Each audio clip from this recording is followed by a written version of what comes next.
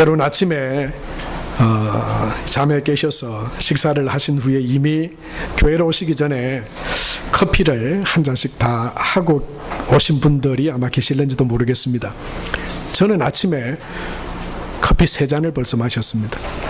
그래서 나쁘다 좋다 이걸 떠나서요, 좀 집중을 하기 위해서 좀 더 이 주일 예배에 집중하기 위해서 좀 저 자신을 각성시키기 위해서 커피를 마셨습니다. 여러분, 우리나라 사람들이 참 커피를 좋아합니다. 통계적으로 보면 하루에 한 잔, 우리 국민들이 대부분 하루에 한 잔 정도 커피를 마신다 그럽니다. 그러니까 어린아이에서부터 어른에 이르기까지, 노인에 이르기까지 다 합치면 안 먹는 사람도 있겠지만 커피를 다 마십니다. 어쩌면 이 밥값이나 커피값이나 거의 비슷한 그런 시대 우리가 살아가고 있죠. 하루에 커피 2잔 이상 마시는 사람이 통계적으로 보면 약 27% 정도 된다고 그래요. 그리고 2018년 또 19년 수입하는 커피의 양이 약 전체 이 커피 소비가 되는 것이 11조 원 정도 달한다고 그래요. 그래서 대단한 큰 시장이죠. 많은 사람들이 커피를 마십니다. 근데 여러분, 이 커피 믹스 커피도 있고 또 원두 커피도 있는데 이 커피의 원재료를 여러분 아시나요? 그것은 콩입니다. 콩. 커피 나무에서 열매가 맺히는데 그 과육, 그 씨를 둘러싸고 있는 과육은 커피의 재료가, 우리가 마시는 커피의 재료가 안 됩니다. 그 커피 열매 안에 있는 씨앗인데요, 그걸 빈이라고 그래요. 콩입니다. 콩. 커피 콩. 그래서 이 커피 콩을 커피를 따서 이 과육을 제거하고 콩이 남으면 이 콩을 잘 건조를 시킵니다. 수분이 약 11% 정도 남도록 잘 건조를 시켜서 그걸 이제 유통을 하는 겁니다. 그런데 여러분, 그 커피 콩, 건조된 커피 콩은 사실은 맛이 없습니다. 그걸 먹진 않습니다. 그것을 가공을 해야 됩니다. 볶아야 됩니다. 열을 가해서 그 커피의 성질을 변화를 시켜요. 그래서 그 커피를 우리가 마시게 되는데, 여러분, 이 커피는 마치 우리가 어릴 때 그 집에서 콩을, 노란 콩이었던 걸로 제가 기억하는데, 그 콩을 이렇게 따다가 잘 마른 콩을 불에 이렇게 구우면 이 콩이 팍팍 터지면서 맛이 변하고 고소하게 이렇게 약간 이렇게 태워진 콩, 그걸 이렇게 간식거리로 먹었던 저도 기억이 있는데요. 생콩에 불을 가하면 이것들이 이렇게 색깔이 변하다가 그 뒤에는 탁 터지기도 하고 튀기도 하잖아요. 커피도 그런 과정입니다. 이 생두라 그러는 이 콩을요, 열을 점점 가합니다. 그러면 이 커피가 어떻게 변하냐 하면 이렇게 변해가요. 처음에는 이 연두색 이 커피 생두라 그러는데요, 거기에 그냥 못 먹어요, 이건. 그래서 이게 여기 불을 좀 가하면 색깔이 점점점 변합니다. 원래 있던 색깔이 아니라 갈색으로, 옅은 갈색에서 또 좀 진한 갈색으로 변하다가, 여러분, 콩이 불을 계속 가면 탁탁 터지는 것처럼 이 커피콩도 열을 점점 가하면 1차 크랙이라 그러는데요, 콩이 깨어지면서 약간 균열이 생기면서 부피가 커지고 탁탁 터집니다. 그걸 파핑이라 그래요. 그런데 사실 이 과정을 통해서 맛이 변합니다. 이제 모양도 변하지만 크랙이 생기고 탁탁 터지면서, 여러분, 팝콘이 불을 가하면 팝콘이 펑팍 이렇게 이 옥수수 알맹이가 탁탁 터져서 부피가 변하고 고소한 맛이 생기는 것처럼 이 커피도 그런 과정을 거쳐요. 이때쯤 맛있는 커피가 있습니다. 왜 아냐면 제가 직접 커피를 볶습니다. 처음에는 볶은 이 커피를 주문을 해서 먹었는데 어떤 목사님이 그러더라고요. 안 목사, 커피 커피의 쓴맛을 자네 아는가? 그래서 뭐 커피가 달콤해야지 뭐 커피가 쓰면 쓴 걸 왜 먹냐? 뭐 그런 생각했는데 그 말씀을 듣고 커피를 조금씩 마시다 보니까 쓴맛이 있더라고요. 그 쓴맛 안에 조금 달콤한 맛도 있고 또 향기로운 향도 있고 점점점 알게 됐어요. 그래서 이제 커피를 저도 원래 이렇게 볶아진 커피를 사 먹다가 돈이 너무 많이 들더라고요. 이게 뭐 저만 먹었는데 저희 집사람도 먹고 또 오고 가는 손님도 먹고 이제는 저보다 저희 집사람이 더 많이 먹더라고요. 안 되겠다 싶어가지고 생두를 사서 제가 볶습니다. 근데 이 볶으면서 참 많은 것을 좀 느끼게 돼요. 깨어지고 그것이 열에 이 생두가 노출됨으로써 맛이 변해요. 향이 변합니다. 모양이 변합니다. 그리고 한참 더 열을 가다 보면 2차 크랙이 일어나요. 처음에는 따닥따닥 하면서 튀던 게 찌직 이러면서 갈라집니다. 모양도 변하고 그러는 가운데 맛도 변합니다. 그 커피를 우리가 마시게 된다고 하는 거죠. 여러분 다 이렇게 그냥 있는 상태로는 못 먹습니다. 커피 생두로는 지금의 우리가 먹는 제조된 이 스틱커피라고 말하는 그 제조된 그 밀크커피, 그것도요 원래는 원재료인 커피를 가공해서 변화시킨 뒤에 먹는 것이죠. 그것이 원두커피든 제조된 것이든 변화되어서 맛이 변하고 향이 변해서 그것을 우리가 먹습니다. 근데 사실은요, 이 변화라고 하는 것은 예수님을 믿는 것과 다르지 않습니다. 여러분, 예수님을 믿는다고 말할 때도 그것은 다른 말로 하면 뭐냐면 예수님으로 인해 내 안에 변화가 일어났다고 하는 것입니다. 예수님으로 인해 그냥 예수님 없이 살아가던 내 삶에 예수님이 찾아오시고 예수님을 내가 믿어서 내 안에 다른 맛과 향기와 모습으로 변화되어졌다라고 해요. 그것이 예수님을 믿는다라고 하는 믿음의 모습입니다. 여러분, 그래서 오늘 저와 여러분이 말씀을 통해서 내 안에 일어난 예수님으로 인한 변화, 그것을 점검해 볼 수 있게 되길 바랍니다. 예수님으로 인해서 난 어떤 변화가 일어났나? 그리고 어떤 변화가 일어나고 있는가? 여러분, 이게 없다면 우리는 그리스도인이 아닙니다. 변화가 없다면 우리는 아직도 여전히 나는 예수님 안에 변화된 게 없어 라고 말한다면 예수님 만나야 됩니다. 여러분, 그렇다면 예수님 안에 어떤 변화가 일어났습니까? 예수님 안에 성경이 말씀하는 가장 중요한 변화는 영적인 변화입니다. 우리 모습은 변하지 않았습니다. 예수님 믿을 때와 믿지 않을 때 표정은 좀 변화될 수 있었어요. 그러나 우리의 원 모습은 변화되지 않습니다. 예수님 믿었다고 해서 우리의 시간이 거꾸로 돌아가는 것도 아니고요, 우리가 좀 난 이건 없었으면 좋겠는다고 하는 그런 부분들이 새로워지는 것도 아닙니다. 예수님 믿을 때 우리 안에 일어나는 가장 강력하고 분명한 변화는 영적인 변화입니다. 그것은 뭐라면 속 사람의 변화라고도 말하는데요, 예수님 안에 거듭나는 것입니다. 육신은 그대로예요. 그런데 영적으로는 예수님 안에서 우리는 거듭납니다.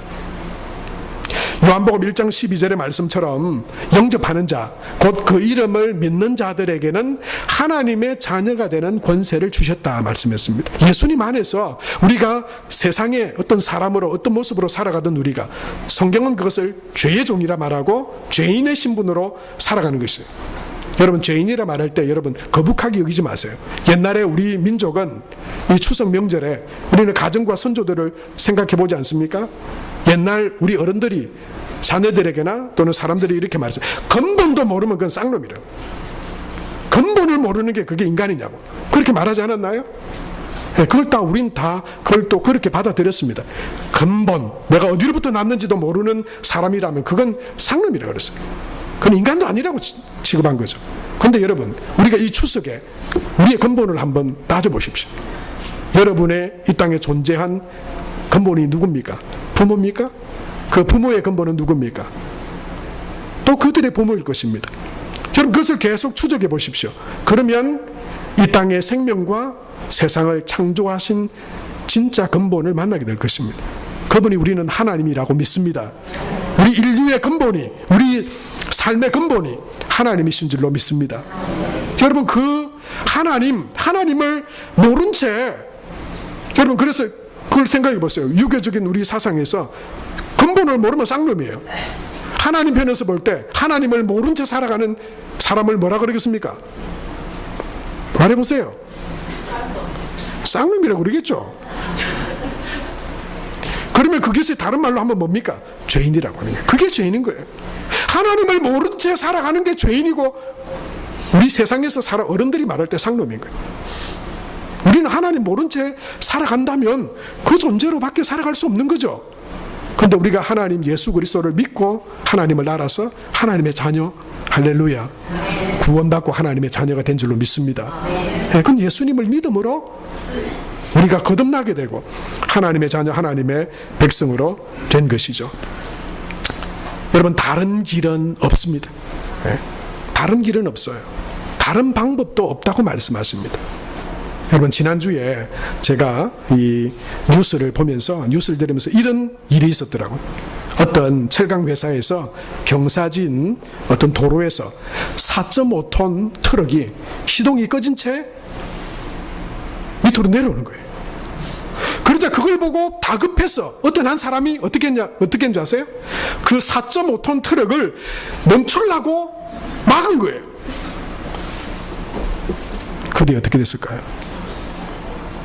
그쪽으로 그 사람이 막 헐크가 되고 막 이상한 힘을 얻어서 막았을까요? 그런 일은 없습니다. 그냥 경사진 그런 도로로 4.5톤 트럭이 내려오면 어떤 인간도 그것을 자기 힘으로 막을 수 없습니다. 압사됩니다. 압사. 저도 제목의 앞부분만 보고 4.5톤 트럭 앞서 손으로 막다가 그 뒤에 딱 감춰놨더라고요. 그래서 제가 보니까 혹시 살았을까? 뭐 어떻게 됐을까? 어떤 반전이 있을까 생각했는데 보니까 압사. 여러분, 예수 그리스도 안에서 우리에게 주신 이 변화, 우리가 죄인에서 의인으로, 세상의 죄의 종에서 하나님의 자녀로, 예수님이 하나님의 아들로서 이 땅 가운데 오셔서 그것을 우리에게 이루어 주셨는데요. 다른 길이 있다면, 다른 거듭나고 영생을 얻고 구원받을 수 있는 다른 길이 있다면 그걸 따라가십시오. 그러나 예수 그리스도가, 또 성경이 우리의 근본에 대해서 분명하게 진리에 대해서 말씀하시고, 예수 그리스도가 우리를 거듭나게 하기 위하여 이 땅에 오신 하나님의 아들이심을 믿는다면, 여러분, 그 믿음 안에 거하는 저와 여러분이 될 수 있게 되길 바랍니다. 사도행전 4장 12절에 이렇게 말씀하고 계시죠. 같이 한번 읽겠습니다. 다른 이로서는 구원을 받을 수 없나니 천하 인간은 구원을 얻을 만한 다른 이름을 우리에게 주신 일이 없음이라 하였더라. 여러분, 예수 그리스도 안에 있는 이 영적인 변화, 거듭남, 이 구원의 확신 가지고 이 변화된 영적인 변화된 신분으로 하나님의 백성으로, 자녀로 살아가는 저와 여러분이 될 수 있게 되길 바랍니다. 그리고 오직 이게 예수 그리스도를 통해서만 일어나는 변화이니 여러분, 그 복음을 전하는 저와 여러분이 되시길 바랍니다. 여러분, 두 번째로, 그렇다면 예수 그리스도 안에 일어난 변화란 영적인 변화, 그것으로 그친 건가요? 아닙니다. 성경은 우리가 영적으로 변화되어서 그것이 우리 신앙의 끝이고 전부다고 말하지 않습니다. 이 영적인 변화는 예수 그리스도 안에 내가 거하여 믿고 변화되어서 영적으로 내가 변화를 얻었다면, 이 영적인 변화는요, 우리의 삶으로 반드시 연결되어집니다. 그래서 어떤 변화를 가져오게 되냐면 삶의 변화와 생활의 변화를 일으킵니다. 여러분, 그래서 우리는 이것을 점검해 봐야 됩니다. 나는 분명히 예수 그리스도 안에서 거듭난 사람인가? 내가 주님 앞에, 저는 예수님을 나의 구주로 고백하고 믿음으로 나는 하나님의 자녀가 되고 하나님의 백성이 되었음을 믿습니다. 이런 믿음의 고백을 가지고 있다면 이렇게 또한 질문해 봐야 됩니다. 그렇다면 하나님의 자녀 백성된 나의 삶에 어떤 변화가 일어나고 있는가? 여러분, 이것이 아주 중요합니다. 이것을 놓치는 그리스도인이 너무 많습니다.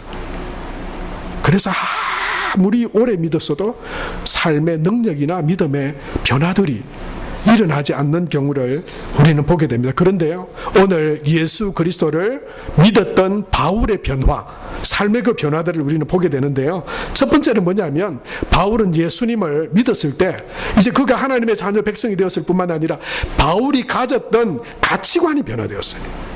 오늘 말씀 7절 8절 말씀을 보면 이렇게 말하고 있죠. 우리 같이 한번 읽겠습니다. 그러나 무엇이든지 내게 유익하던 것을 내가 그리스도를 위하여 다 해로 여길 뿐더러 또한 모든 것을 해로 여김은 내 주 그리스도를 아는 지식이 가장 고상하기 때문이라. 그렇게 말했어요. 여기서 말하는 예수 그리스도가 가장 고상하게 되었다. 이것은 무슨 말이냐면 가장 존귀하고 가장 고귀한 존재, 보물, 보석, 바로 그것이 예수 그리스도라고 하는 것을 알게 됐다고 하는 것이죠. 가치관의 변화입니다. 이전에는요, 바울이 세상의 것들을 귀하게 여겼어요. 돈을 귀하게 여기고 학벌을 귀하게 여기고 그리고 자기 자리를 귀하게 여겼어요. 그래서 뭐라고 자랑합니까? 내가 8일 만에 할례를 받고 히브리인 중에 히브리인이고, 자기가 가진 그런 학벌과 자기가 가진 조건들, 그거를 가치 있게 여겼어요.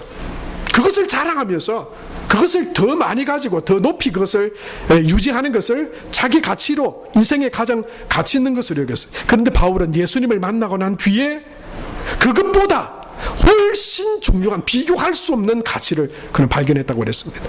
그 가치가 바로 예수 그리스도입니다.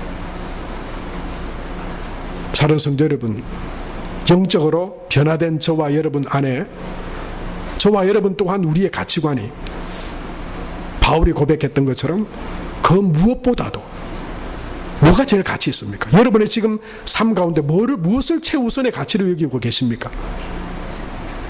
그것이 바울의 고백처럼 예수 그리스도라고 하는 믿음의 고백이 되시길 바랍니다. 저와 함께 이렇게 말해봅시다. 저를 따라서 해보시기 바랍니다. 나의 삶의 가장 귀한 보배는 예수님입니다. 왜 그렇습니까? 여러분, 돈도 명예도 재물도 우리를 구원할 수 없습니다. 뿐만 아니고요, 여러분 생각해 보세요. 예수님을 믿지 않는 사람들에게 가장 큰 걸림돌이 뭔지 아세요? 돈입니다. 돈. 예수를 믿지 않는 사람들에게 예수님을 믿고 하나님을 알지 못하게 하도록 가장 원수같이 그것을 막는 게 뭔지 아세요? 자기가 가진 능력이에요. 그것 때문에 여러분, 그 세상 사람들은 그걸 가치로 여기는데 사실은 영적으로 믿음 안에서 보면요, 그것 때문에 하나님 안 믿습니다. 나 부족함이 없다고 생각해요. 나는 지금 하나님, 예수님 없어도 나는 충분하다고 여깁니다. 그래서 바울은요, 예수님을 만나고 난 뒤에 예전에 자기가 추구했던 그것을 그냥 나는 그것보다 이게 더 귀하다 말하지 않고 뭐라고 말씀하지 않았어요? 나는 그것을 해롭게 여긴다고까지 이야기를 했어요. 여러분, 우리가 예수 그리스도 안에 거할 때 돈이 하나님이 주시는 축복이 될 줄로 믿습니다. 우리가 예수 그리스도 안에 살아갈 때 하나님이 우리를 높여주시는 자리가 진정한 능력의 자리고 은혜와 축복의 자리가 될 줄로 믿습니다. 그래서 먼저 우리가 예수 그리스도 안에 우리의 삶이 변화되고 가치관이 변화되어져야 되는데요, 예수님을 만나면 됩니다. 예수님을 정말 진실한 예수님을 만나면 뭐가 가장 귀한지, 정말 내 인생에 가장 값어치 있는 것이 무엇인지 바울과 같이 저와 여러분도 그것은 바로 예수님입니다. 이렇게 고백하며 변화된 가치관으로 살아가는 저와 여러분이 될 수 있게 되길 바랍니다. 두 번째로요, 바울은 어떤 게 변화되었냐면 그의 인생관이 바뀌었어요. 인생관이라니까 뭐 어려울 수 있는데 내 인생에 살아가는 목적이 뭐냐, 이게 바뀌었다고 하는 거예요. 어떻게 바뀌었는지 여러분 보시면 13절에서 14절 말씀에 이렇게 말씀하고 있죠. 우리 같이 한번 읽겠습니다. 시작. 형제들아, 나는 아직 내가 잡은 줄로 여기지 아니하고 오직 한 일, 즉 뒤에 있는 것은 잊어버리고 앞에 있는 것을 잡으려고 푯대를 향하여 그리스도 예수 안에서 하나님이 위에서 부르신 부름의 상을 위하여 달려가노라. 이렇게 말씀했어요. 그럼 바울이 지금 무엇을 위해 달려간다 그럽니까? 하나님께서 위에서 나를 부르신 부름의 상, 나를 통해서 하나님이 받으시기 원하는 영광, 하나님이 기뻐하시는 일, 그것이 우리 각자에게 있어요. 그냥 그전에는 내가 하고 싶은 대로 삽니다. 내가 이루고 싶은 대로 그것을 우리 인생의 목표로 삼고 삽니다. 내가 무엇이 되고 어떤 집에 살고 어떤 자리까지 높아지고 그것이 다 우리 인생의 목표였어요. 그런데 예수님 안에서 그것이 변화되어졌다고 합니다. 내가 무엇이 되든지 간에 거꾸로 됐어요. 내가 무엇이 되든지 간에 나는 나의 삶으로 하나님의 영광을 드러내는 것을 내 인생의 목표로 삼겠습니다. 이런 것이 바로 이 바울의 고백이라고 하는 것이죠. 저를 따라서 한번 해보시겠습니까? 내 인생의 목적은 하나님이 나를 통해 영광을 받으시는 것입니다. 여러분, 분명한 인생관을, 인생의 목표를 하나님 안에서 두고 변화된 인생관으로 우리에게 주신 삶의 자리에서 하나님의 은혜를 힘입어 복되고 아름다운 삶을 살아가는 저와 여러분이 다 될 수 있게 되기 바랍니다. 가치가 변하고요, 인생이 변했어요. 뿐만 아니고 예수 그리스도 안에서 바울에게 어떤 변화가 있었냐면 미래관도 변했어요. 오늘 읽지 않았지만 20절 말씀에 보면 바울은 이렇게 말하고 있죠. 같이 한번 읽겠습니다. 그러나 우리의 시민권은 하늘에 있는지라 거기로부터 구원하는 자 곧 주 예수 그리스도를 기다리노니, 그렇게 말했습니다. 여러분, 우리의 시민권이라는 게 하는 게 뭡니까? 내가 영원히 거할 곳, 그것을 말하는 것이죠. 그것이 이 땅이 아니라고 그랬어요. 나의 시민권은 하나님 나라에 있습니다. 하나님 나라를 내가 바라봅니다. 그래서 이 땅에서 힘들고 어려운 일이 있어도 나는 참을 수 있고 인내할 수 있습니다. 이것이 고통이 있고 어려움이 있고 아픔이 있어도 그것이 나를 망하게 하지 않습니다. 왜냐하면 나는 하나님 나라 천국을 바라보며 살아가는 삶이기 때문입니다. 여러분, 이런 믿음의 고백으로 살아가는 저와 여러분이 되시길 바랍니다.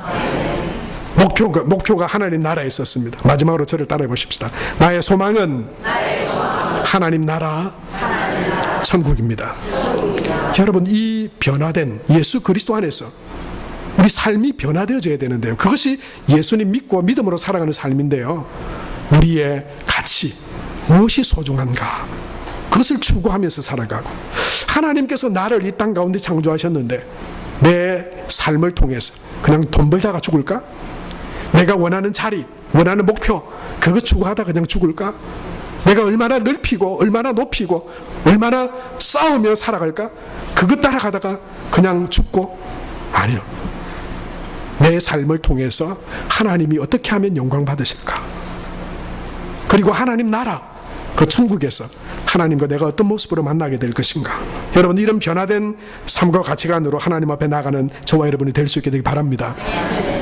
여러분, 얼마나 내 삶은 어떻게 변화되셨습니까? 오늘 던지고자 하는 질문이 바로 이겁니다.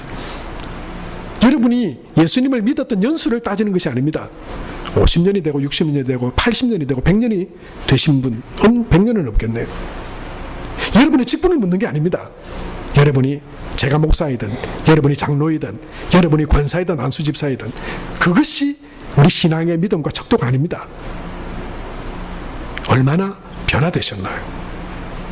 다른 말로 표현한다면 얼마나 예수님을 닮아가고 계십니까?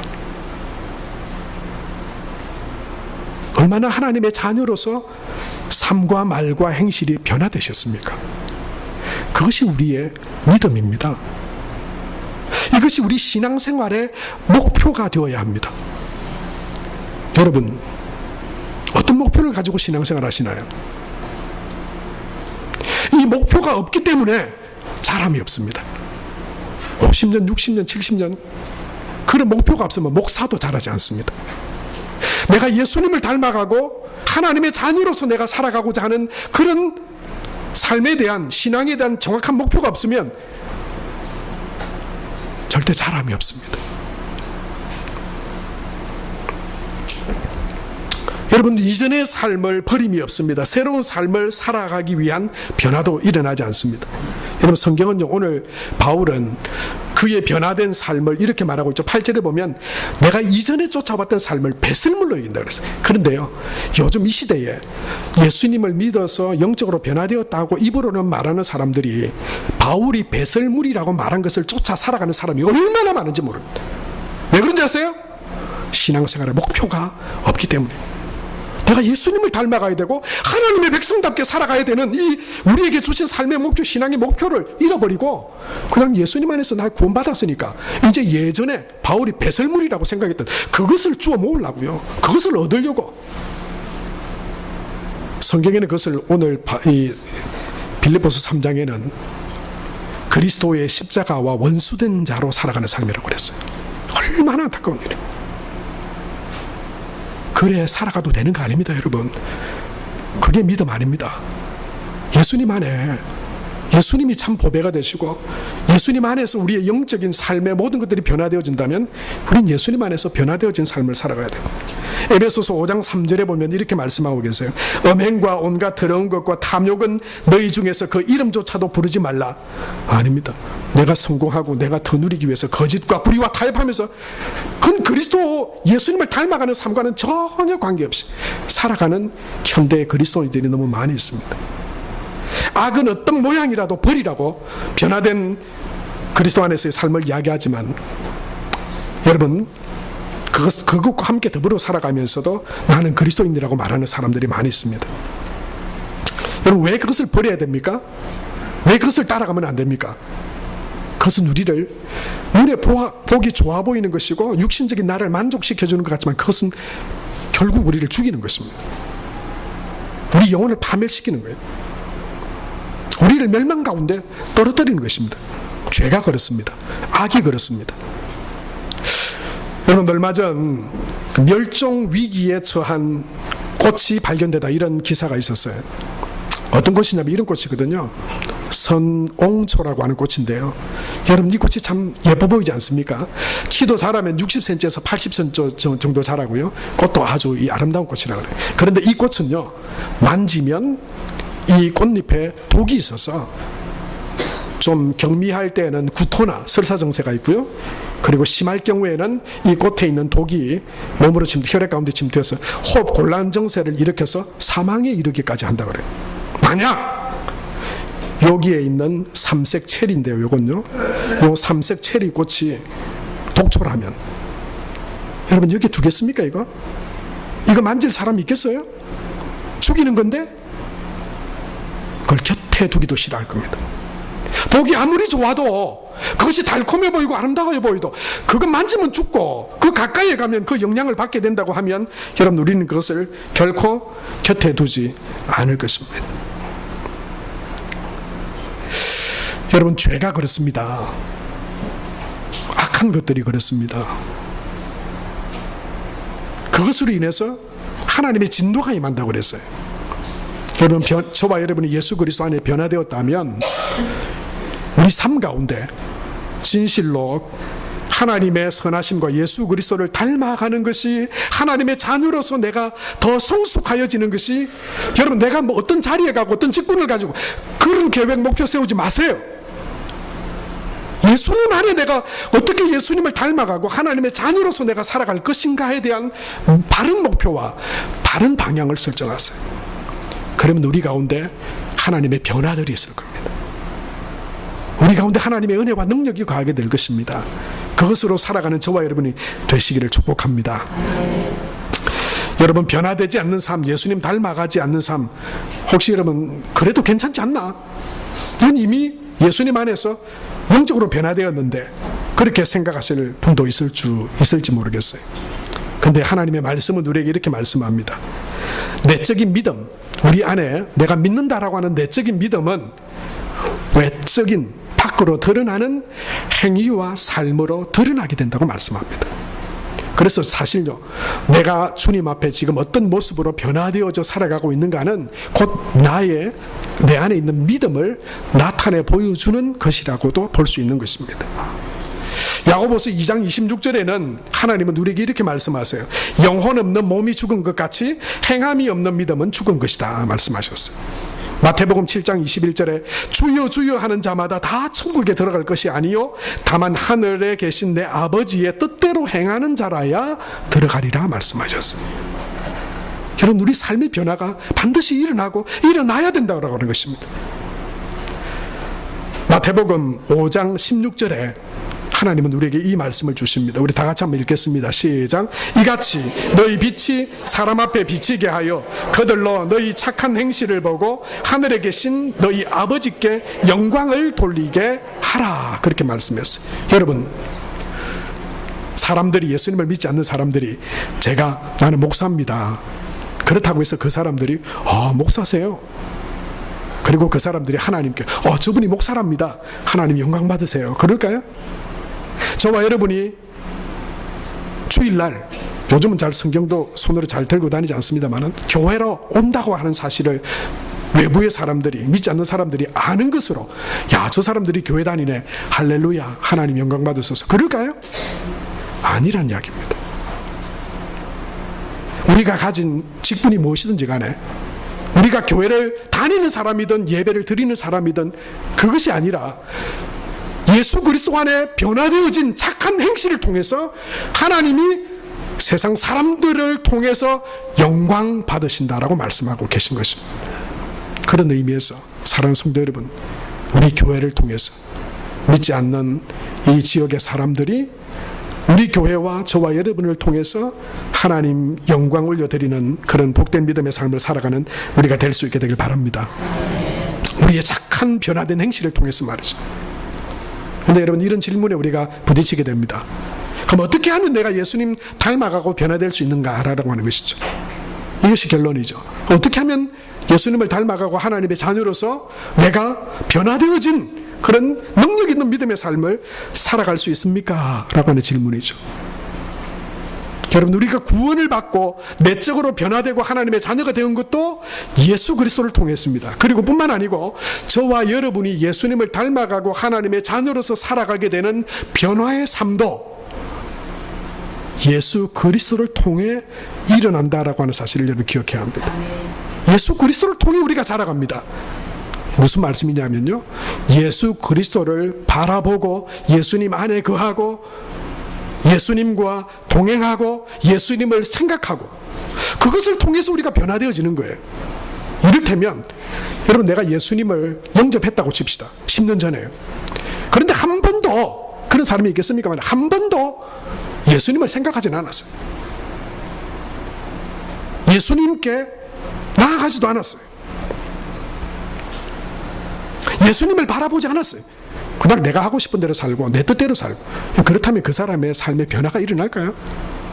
예수님이 원하고 예수님이 기뻐하시고 하나님이 원하는 삶이 그 삶 안에서 저절로 사라질까요? 아닙니다. 그 사람은 거의 100% 똑같이 예수님 믿기 전의 모습으로 똑같이 살아갈 겁니다. 그러면서 마음으로는 그렇게 얘기할지 몰라요. 난 예수님 영접했어. 그 믿음이 진실한 믿음일까요? 구원은 믿음일까요? 성경은 그게 바른 믿음이라고 말하지 않습니다. 믿음은 예수 그리스도 안에 우리가 가면 반드시 변화들이 일어난다고 말씀하고 있어요. 저와 여러분이 만약에 아직 자라가지 않고 내가 예수님을 20년 믿었고 30년 믿었는데도 내 삶이 별로 변화가 일어나지 않았다면, 여러분, 그게 뜻하는 게 뭔지 아시겠어요? 내가 예수님을 바라보지 않았던 겁니다. 예수님 앞에 내 삶을 두고 예수님과 함께 동행하려 하지 않았다는 겁니다. 그냥 예수님을 믿는 거 생각하고 내 마음대로 살았다고 하는 거예요. 그래서 성장이 없습니다. 그래서 변화가 없는 것입니다. 그러나 저와 여러분이 날마다 예수님을 바라보고 예수님 안에 거하고 예수님을 생각하고 하나님의 말씀과 그 뜻을 우리가 생각하며 살아가면, 우리는 세상의 것을 생각하고 내 뜻을 생각하는 시간들이 점점 줄어지고요, 예수님이 나를 통해 하시기 원하는 것이 뭘까에 대한 생각과 마음으로 우리의 마음이 더 채워질 겁니다. 그런 생각과 마음 가운데 우리의 삶은 조금씩 예수님이 기뻐하시는 삶으로, 예수님을 닮은 삶으로 변화되어져 갈 것입니다.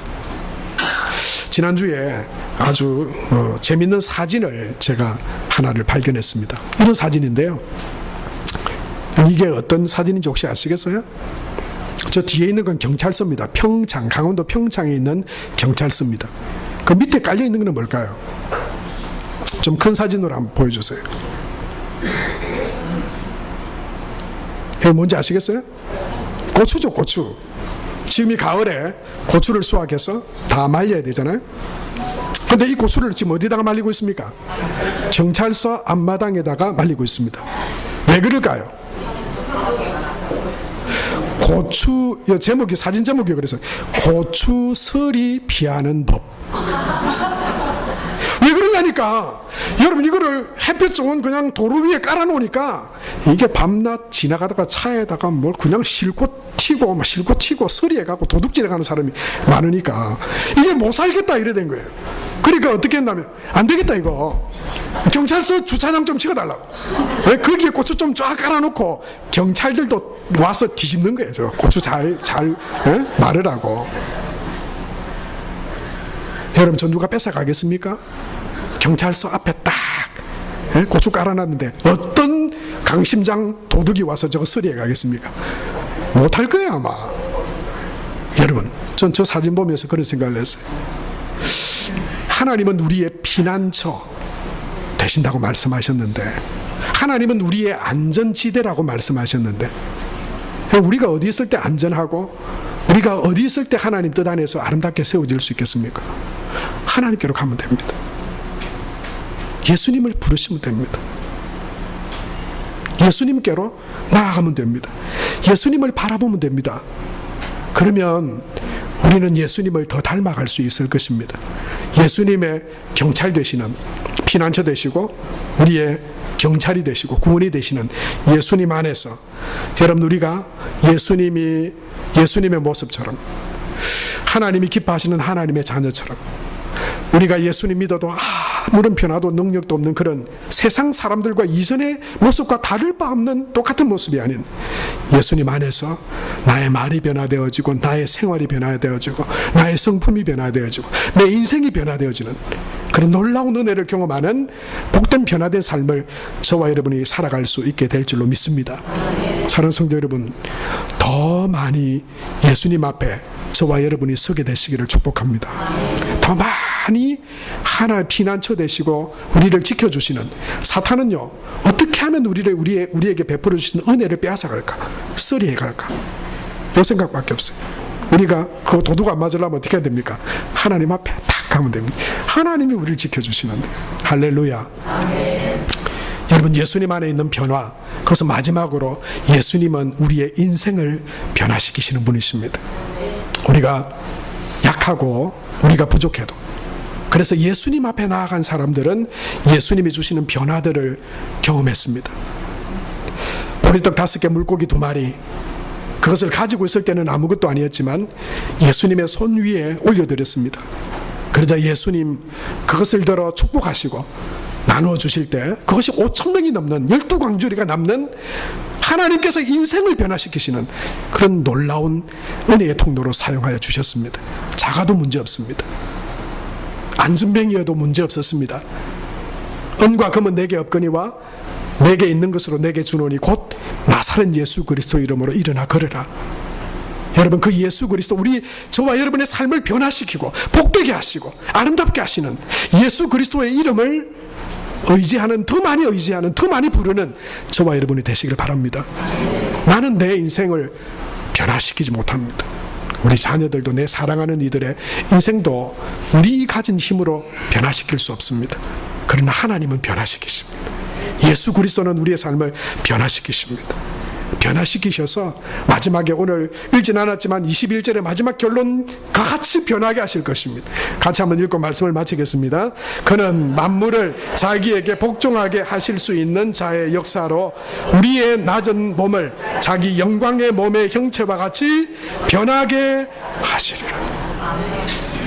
예수 그리스도 안에서 변화된 믿음의 삶을 살아가시다가 마지막 주님 나라, 주와 같이 변화된 그런 놀라운 구원의 은혜와 기쁨을 누리는 저와 여러분, 우리 모두가 될 수 있게 되길 바랍니다.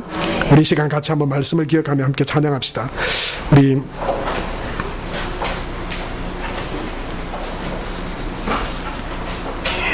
예수의 이름으로 나는 일어서리라. 그렇습니다. 우리의 변화의 이름은 예수님밖에 없습니다. 우리가 의지하고 바라볼 이름과 그 능력은 예수님밖에 없습니다. 거기에 우리의 변화가 있고 우리 안에 능력이 있습니다. 여러분, 그런 믿음의 고백으로 함께 찬양하겠습니다.